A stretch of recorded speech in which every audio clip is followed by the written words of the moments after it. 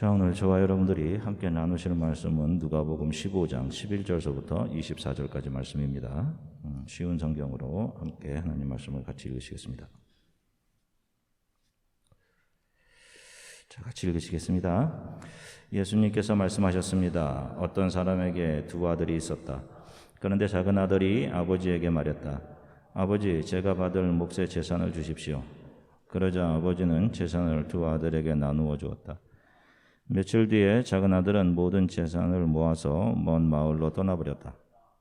거기서 그는 방탕한 생활을 하다가 재산을 다 날려버렸다.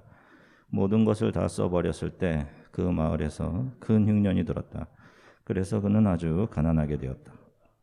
그는 그 마을에 사는 한 사람에게 가서 더부살이를 하였다.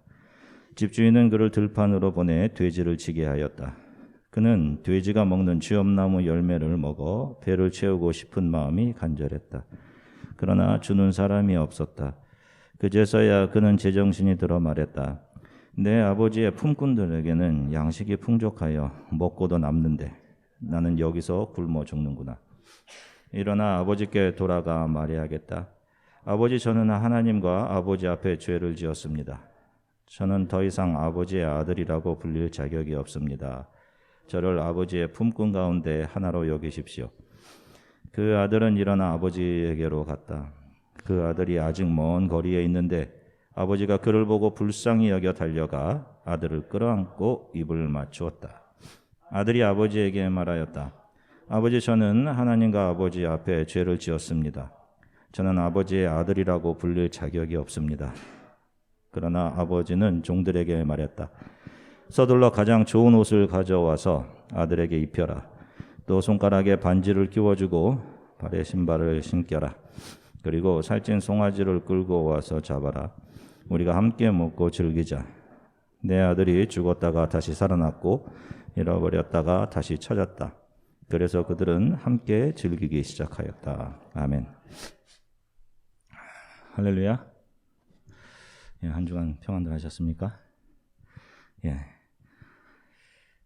이국 생활을 하다 보면 때때로 참 힘들고 또 서럽고 할 때가 많습니다. 그렇게 힘들 때면 늘 떠오르는 얼굴이 있죠. 바로 어머니 아버지입니다. 왜 힘들 때마다 어머니 아버지가 많이 그리울까요? 무조건적으로 주셨던 사랑 때문일 겁니다. 조건 없이 주셨던 사랑, 내리사랑이라고 합니다. 세상에도 그런 말이 있어요. 내리사랑은 있어도 치사랑은 없다. 자녀들이 부모를 사랑하는 것을 치사랑이라고 해요. 그런데 그 치사랑은 부모가 자녀를 사랑하는 내리사랑에 비할 수 없다라는 의미입니다.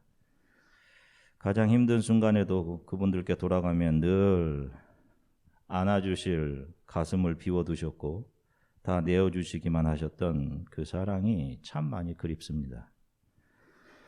때론 엄하기도 하셨지만 이 세상에서 실수하면 돌이킬 수가 없으니 그런 실수하지 말라고 엄하게 해주셨던 것임을 그때는 이해할 수 없었던 그때 사랑의 악역을 해주셨다는 사실을 이제 저는 부모의 자리에서 조금이나마 이해를 하게 됩니다. 하나님께서는 왜 이 땅에 부모와 자녀의 관계를 주셨을까요? 천국에는 있지도 않는 결혼과 또 결혼을 통해서 자녀를 낳게 되는 일, 부모가 되어서 그 자녀를 조건 없는 사랑으로 키우게 되는 일들, 이런 모든 것들은 이 땅에서 주어진 이 모든 관계들은 무엇인가를 보여주기 위한 본보기들입니다. 샘플들이에요. 바로 우리들의 창조자 되신 하나님과 우리들의 관계를 보여주시기 위함입니다. 하나님의 자녀된 우리를 향한 아버지의 사랑이 얼마나 큰지 우리들은 자녀의 자리에서 또 때로는 부모의 자리에서 그것을 배우는 것이고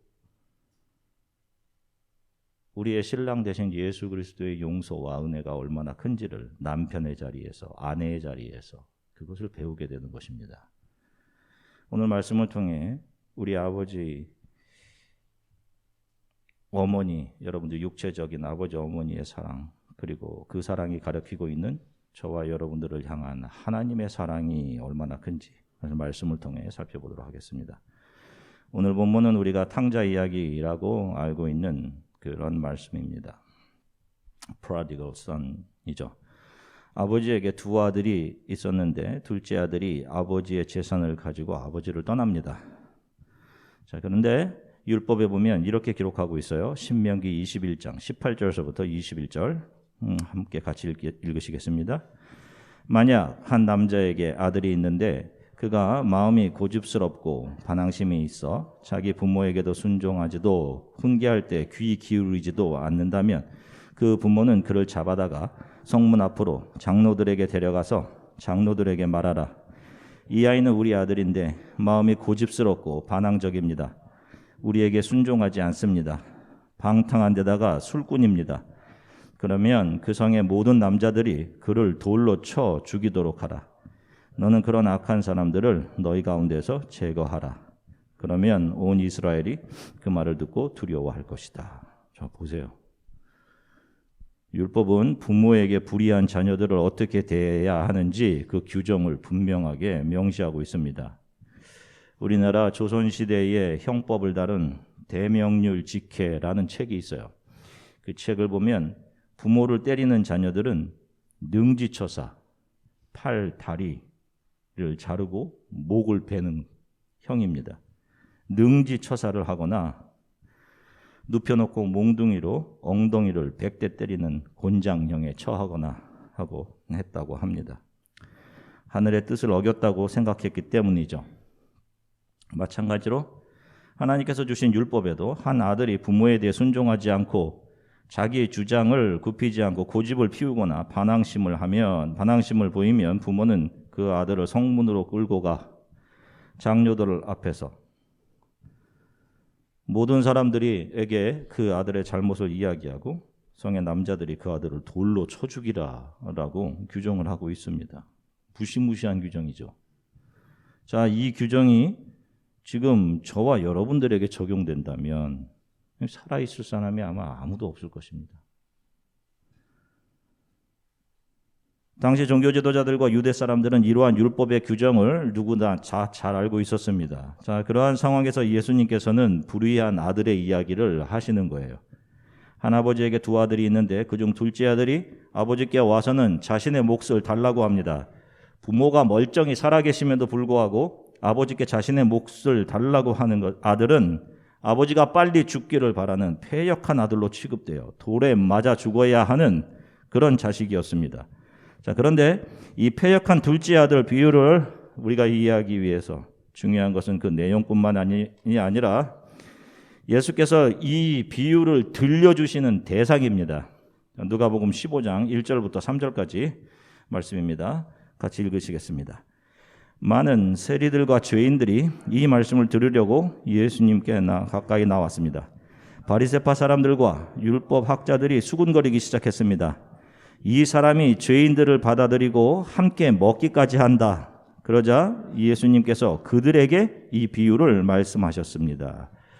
자, 보시면 당시 사회 통념상으로 죄인 취급받던 세리들과 죄인들이 예수님의 말씀을 들으려고 예수님께 나왔습니다. 1절을 좀 비춰주시면, 자, 그러자 거기 함께 있던 바리새인들과 율법학자들이 수군거리기 시작했어요. 이 사람이 죄인들을 받아들이고 그들과 함께 먹기까지 한다. 2절에서 그렇게 얘기하죠. 자, 바로 이 말씀이 오늘 예수님의 이 비유를 이해하는 아주 중요한 열쇠입니다. 자, 이렇게 바리새파 사람들과 율법학자들이 수군거리자 바로 그들에게 예수님께서는 이 비유를 말씀하고 계신 겁니다. 자, 둘째 아들이 아직 돌아가시지도 않은 아버지에게 자신의 재산을 달라고 하죠. 누가복음 15장 12절 말씀입니다. 쉬운 성경으로 같이 읽으시겠습니다. 그런데 작은 아들이 아버지에게 말했다. 아버지, 제가 받을 몫의 재산을 주십시오. 그러자 아버지는 재산을 두 아들들에게 나누어 주었다. 자, 보세요. 아버지가 작은 아들의 요구대로 재산을 두 아들들에게 나누어 줍니다. 그런데 작은 아들은 아버지가 돌아가신 후에야 자신이 처분할 수 있는 그 재산을 엄연히 아버지가 살아계심에도 그것을 팔아 현금화해서는 먼 마을로 떠나버렸습니다. 배은망덕한 일이죠. 계속해서 13절, 14절 말씀입니다. 같이 읽으시겠습니다. 며칠 뒤에 작은 아들은 모든 재산을 모아서 먼 마을로 떠나버렸다. 거기서 그는 방탕한 생활을 하다가 재산을 다 날려버렸다. 모든 것을 다 써버렸을 때 그 마을에 큰 흉년이 들었다. 그래서 그는 아주 가난하게 되었다. 아멘. 자, 보세요. 아버지의 품이 아닌 세상에 가면 그 세상이 자기에게 즐거움과 행복을 줄 것이라고 생각했어요. 마음껏 자신의 욕망을 채우며 살 수 있을 것이라고 생각했습니다. 그런데 그 계획대로 됩니까? 자신에게 행복을 줄 것만 같았던 세상은 강도처럼 돌변해서 이 둘째 아들의 모든 것을 빼앗고 말았습니다. 자, 여러분 잘 생각해 보세요. 지금 예수님께서 이 말씀하시는 이 둘째 아들은 누구를 가리키는 것 같습니까? 지금 예수님 앞으로 몰려온 사람들이 두 부류가 있어요. 하나는 세리 죄인들의 부류이고, 하나는 자신들이 하나님을 잘 섬긴다라고 생각하는 종교 지도자들, 율법자들과 바리새인 두 부류입니다. 자, 이 두 부류 중에 둘째 아들은 어떤 부류라고 생각하십니까? 죄인들이죠. 모든 풍요와 아름다움을 제공해 주었음에도 하나님의 품을 떠나서 자신의 힘과 노력으로 이 세상에서 행복을 찾아보려고 하는 그 모든 인간들, 하나님이 주신 모든 기회들에 대해 자기가 주인인 양 자신의 즐거움 위에 살며 욕망과 욕심이 이끄는 대로 살았던 죄인들입니다. 배은 망독으로 인해서 돌에 맞아 죽어 마땅한 영원한 지옥에 들어가야 했던 죄인들, 그 부류에 저와 여러분들도 속해 있는 것이죠. 계속해서 누가복음 15장 17, 18절입니다. 읽으시겠습니다. 그제서야 그는 제정신이 들어 말했다. 내 아버지의 품꾼들에게는 양식이 풍족하여 먹고도 남는데 나는 여기서 굶어 죽는구나. 일어나 아버지께 돌아가 말해야겠다. 아버지, 저는 하나님과 아버지 앞에 죄를 지었습니다. 아멘. 보세요. 아버지를 떠나 방탕하던 아들이 갑자기 정신이 들었습니다. 그리고 깨달아요. 내 아버지 집에서는 품꾼들에게조차 양식이 풍족했다라는 것입니다. 이전에 자신이 아버지의 아들로 있을 때에는 풍족이 무엇인지, 내가 풍족한 상태구나, 이 사실을 알지 못했어요. 아니, 매일 더 좋은 것을 아버지께 요구했을 수도 있습니다. 왜 이렇게 더 좋은 것을 주지 않지? 그런 불만, 불평이 있었을 거예요. 그래서 아버지를 떠났을 테니까, 세상으로 갔을 테니까 그거 얻으려고. 아들이라는 자격과 모든 것들이 아버지로부터 공급되고 있었음에도 이 작은 아들은 자신의 끝없는 욕심과 욕망, 원하는 바가 채워지지 않는 것에 대한 불만으로 살았습니다. 그래서 아버지의 사랑과 은혜로부터 등 돌리고 자기 몫을 주장해 세상으로 나간 것이죠. 그런데 세상은 그 아들에게 행복을 주지 않았습니다. 세상은 마치 모든 것을 다 줄 것처럼 작은 아들을 달콤하게 유혹해서 그를 끌고 가서는, 아버지의 품으로부터 그를 끌어내어서는 그를 향해 갑자기 강도로 돌변해서 그의 모든 것을 빼앗아 버리고 말았습니다. 그래서 그는 유대인들이 그렇게 경멸하는 돼지를 치면서 돼지가 먹는 열매로 허기를 채우며 살게 되었어요. 그러다가 든 생각이, 내 아버지의 집에서는 일꾼들에게조차 양식이 풍족했다라는 사실입니다. 일꾼들에게도 풍족했으니 아들이었던 자신에게 부어졌던 아버지의 그 풍족한 은혜와 사랑은 얼마나 컸겠습니까? 그것을 모르고 살았던 겁니다. 아버지로부터 주어졌던 모든 것이 당연한 것처럼, 내가 그것을 당연히 받아 누릴 자격이 있는 것처럼 그렇게 여기며 살았어요. 이전에는 한 번도 알지 못했는데 세상이라는, 사탄이라는 강도를 만나서 인생의 가장 밑바닥에서 사람들이 경멸하는 돼지들 사이에서 그 모든 것들이 놀라운 은혜요 사랑이었음을 깨닫게 되었습니다. 이런 깨달음을 누가 주시는 겁니까? 누가 죄에 대해서, 의에 대해서, 심판에 대해서 우리에게 알려주시죠?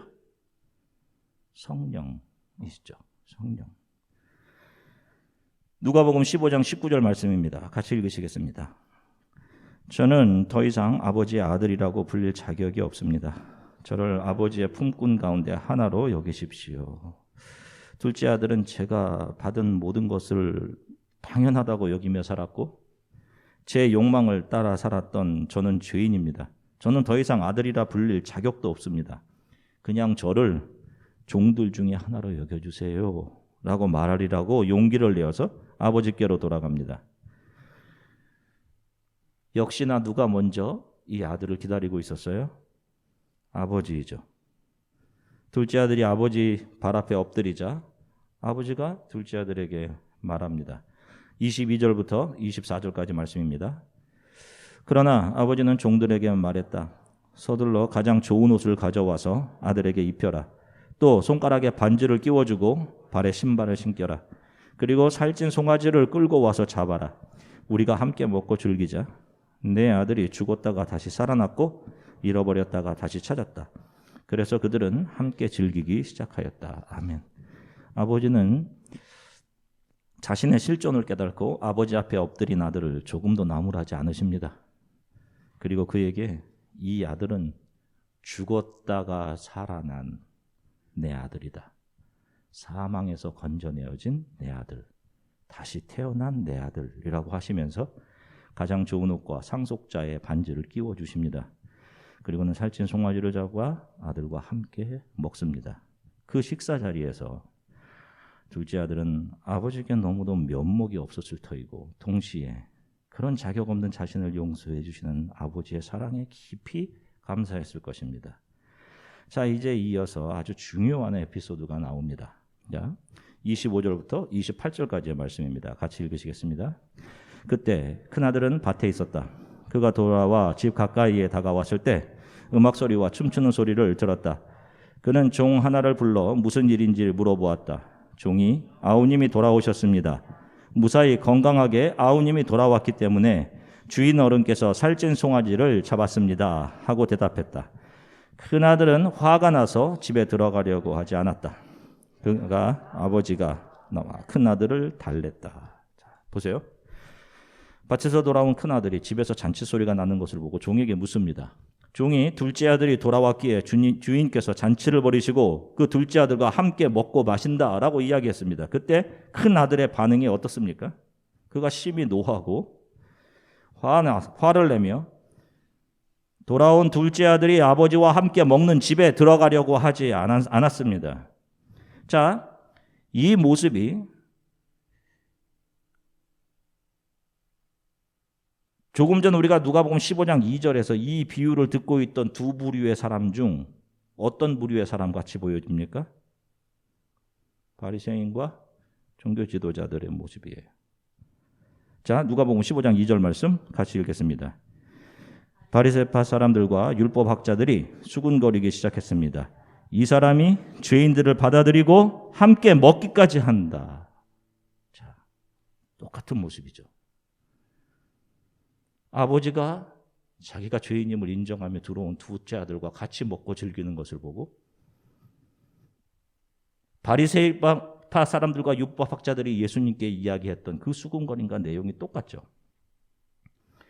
예수를 향해 세리 창녀들, 죄인들을 받아들이고 죄인들과 함께 먹는다라고 비난하던 바리새인들과 율법사들의 모습과 똑같습니다. 자, 그 큰아들이 아버지에게 하는 말을 보세요. 누가복음 15장 29절부터 30절입니다. 같이 읽으시겠습니다. 큰아들은 아버지에게 말했다. 보십시오. 저는 수년 동안 아버지를 섬겨왔습니다. 그리고 한 번도 아버지의 명을 어기지 않았습니다. 그런데 아버지께서는 한 번도 저를 위해 친구들과 즐기라고 염소 새끼 한 마리도 주신 일이 없습니다. 그런데 창녀들과 함께 아버지의 재산을 다 써버린 아들이 집에 돌아오니까 아버지께서는 그를 위해 살찐 송아지를 잡으셨습니다. 큰아들은 자신은 수년간 조금도 흠없이 아버지를 잘 섬겨왔다라고 말합니다.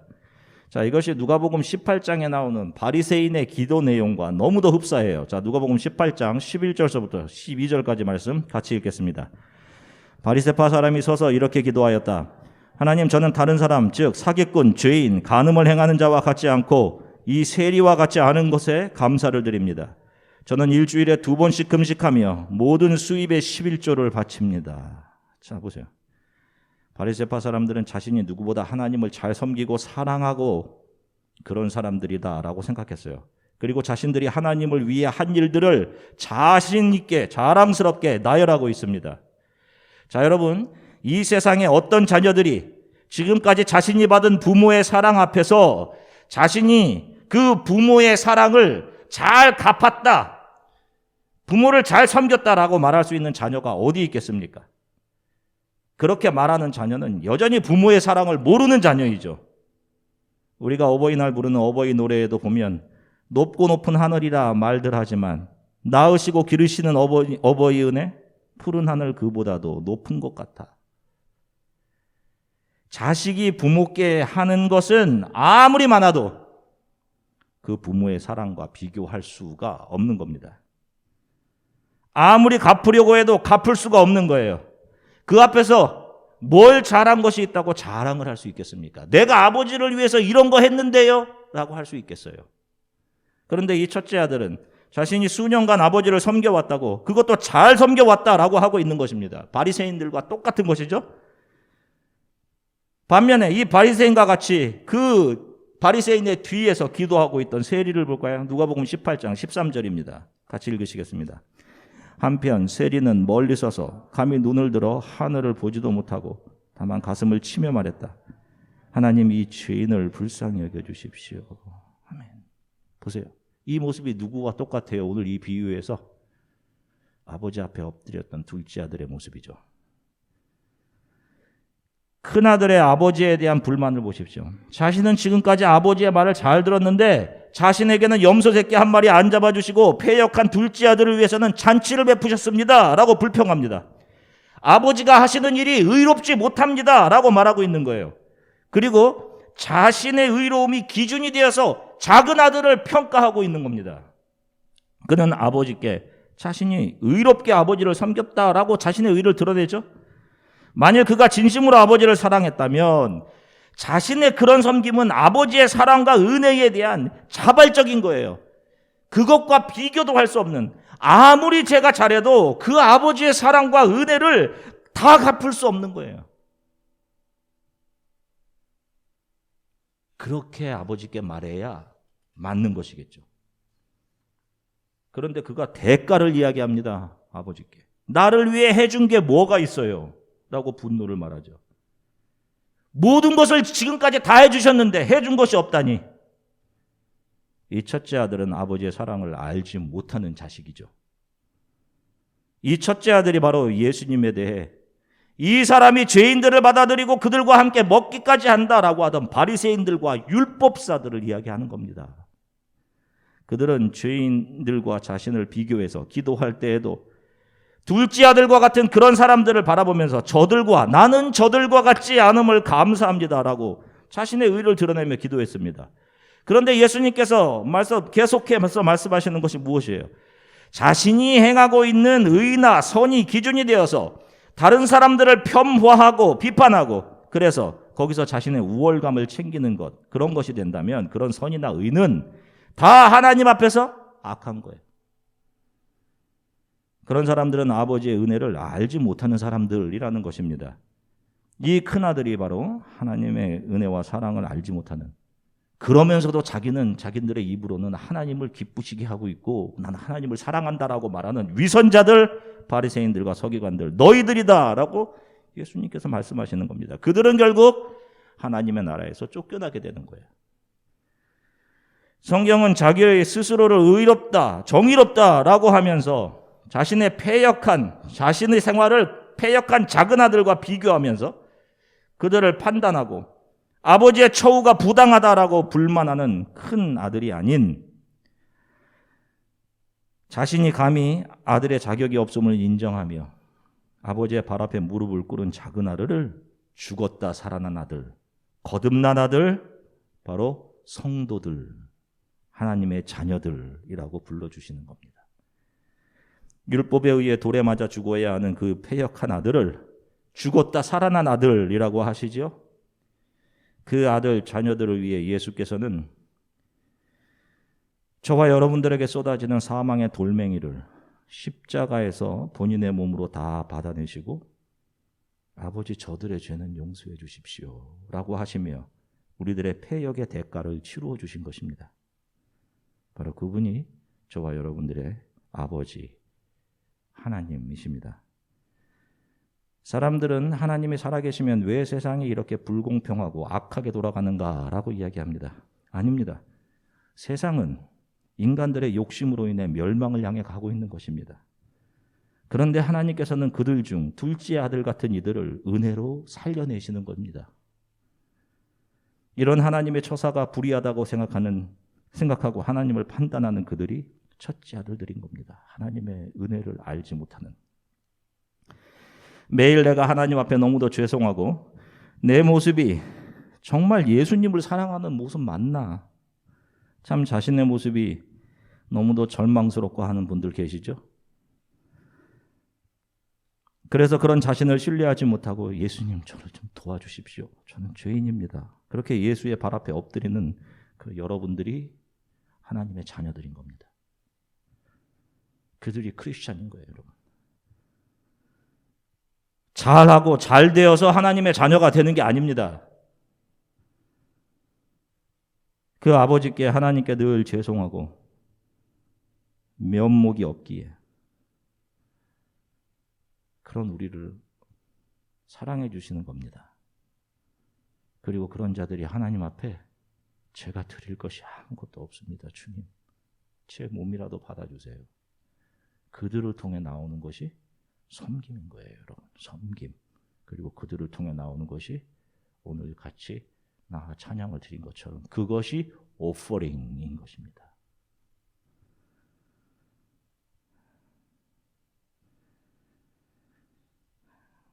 하나님의 은혜는 우리들의 모든 실수와 실패, 죄를 덮어냅니다. 인류가 이 역사 가운데 배설해 놓은 모든 죄악을 다 덮어내고도 남는 은혜이죠. 그 은혜가 저와 여러분들에게 주어졌습니다. 둘째 아들들에게. 이 사실은 이 세상에서의 나의 모든 상실과 실패, 어려움을 다 덮고 내고도 남는 기쁜 소식입니다, 여러분. 하나님은 누구보다도 여러분들을 잘 아시는 우리의 아버지이십니다. 우리가 셀 수도 없고 이해할 수도 없는 사랑과 은혜로 우리를 안아주시고 우리의 삶을 함께 해주신 아버지이십니다. 지금 우리의 상황이 내가 이해하기 어려운 상황이라 하더라도 우리 아버지 되신 그분이 분명 우리를 가장 선하게 이끌고 가시는 것이 맞는 것입니다. 우리가 믿지 않습니까? Preservation of the saint, 성도를 붙잡아 주심. 이 아주 중요한 교리거든요. 성경에 성도를 끝까지 붙잡아 주심. Preservation of the saint. 하나님께서 이 땅을 살아가는 하나님의 자녀들의 모든 삶을 섬세하게 지키셔서 그들이 이 땅에서의 삶을 지나 하나님 앞에 서게 되는 순간까지 그들의 삶을 섬세하게 지키시겠다 하는 그런 내용입니다. 그 걸음걸음들을 아버지들이 하나님이 정확하게 지키시는 겁니다. 한 주간 하나님께서 저와 여러분들에게 제공하신 모든 것들을 한번 곰곰이 생각해 보십시오. 아무리 바빠도 여러분 그 사랑을 잊으면 안 돼요. 이 세상은, 이 사탄은 자꾸 그 하나님의 사랑을 눈에 보이는 것으로 대치하게 한단 말입니다. 그 사랑을 잃어버리게 한단 말이에요. 눈에 보이는 것들. 그걸로 인해서 아버지 사랑을, 하나님의 사랑을 보지 못하게 한단 말입니다, 여러분. 한 주간 얼마나 많은 것들을 주셨는지를 세어보시면서 또 하나님의 은혜를 감사하시면서 살아가십시오, 여러분. 내 생각과 내 꿈을 이루는 것보다 더 중요한 것은 내가 하나님 앞에 어떤 존재인지 나의 실존을 깨달은 것입니다.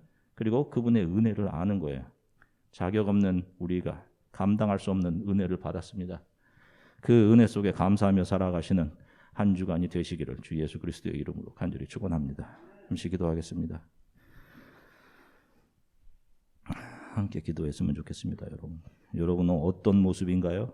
둘째 아들의 모습인가요? 아니면 이 첫째 아들의 모습인가요? 하나님, 저는 불의합니다.